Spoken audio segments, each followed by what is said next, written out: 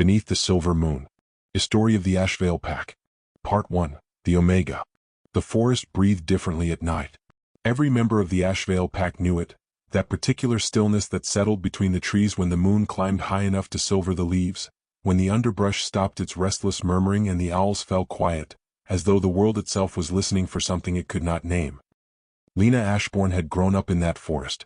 She had learned to read its silences long before she learned to run on four legs. She knew which roots could trip you in the dark, which hollows smelled of fox, which streams ran cold enough to numb a wound. She knew the forest the way you know a home you were never quite welcome in, intimately and with a constant low ache. She was, by every measure the pack recognized, the lowest of the low. Omega. The word was not spoken with cruelty in every mouth, but it was spoken with indifference in most, and that, Lena had decided, was almost worse. Cruelty at least acknowledged you were there. Indifference made you feel like mist, something the world looked right through. She carried the pack's firewood. She prepared the communal meals before the ranked wolves were served. She patched the elder wolves' clothing when their fingers grew too stiff to hold a needle, and she did it quietly without complaint, because complaint was not a luxury afforded to Omegas. She slept at the edge of the den, not outside, which would have been dangerous, but not inside either, which would have been too much like belonging. It was a life lived in the margins. And above her, at the absolute center of everything, was Alpha Kalen Voss.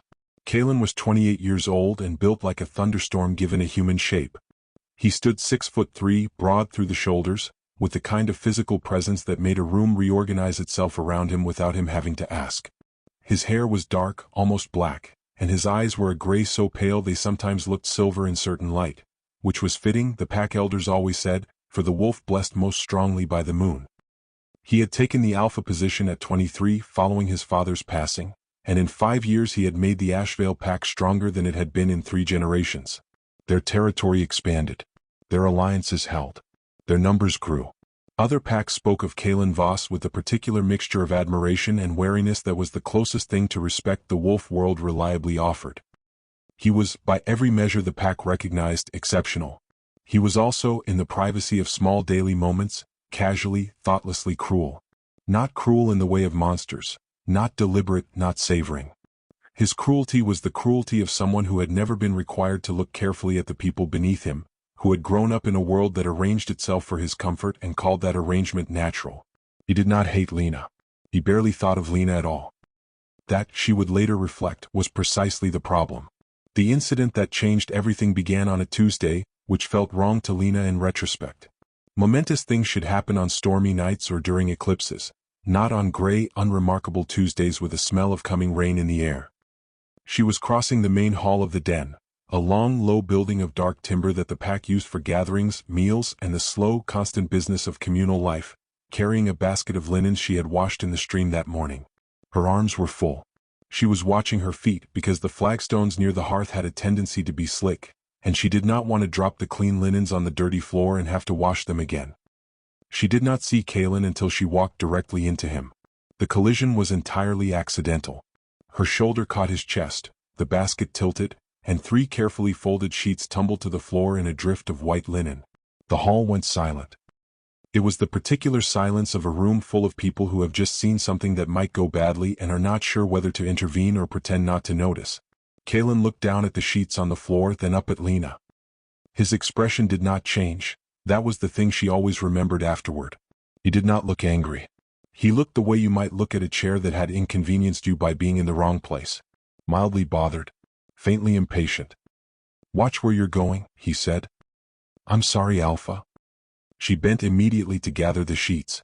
"This is the 3rd time this month you've been underfoot." He had not moved to help. Why would he? An Omega who cannot manage basic movement through a common space is a liability. If you cannot do your tasks without disrupting mine, I'll find someone who can. The words were not shouted. They were not even particularly heated. They were simply said, plainly, in front of the 20 or so wolves who had fallen quiet to listen, and that plainness was somehow worse than rage would have been.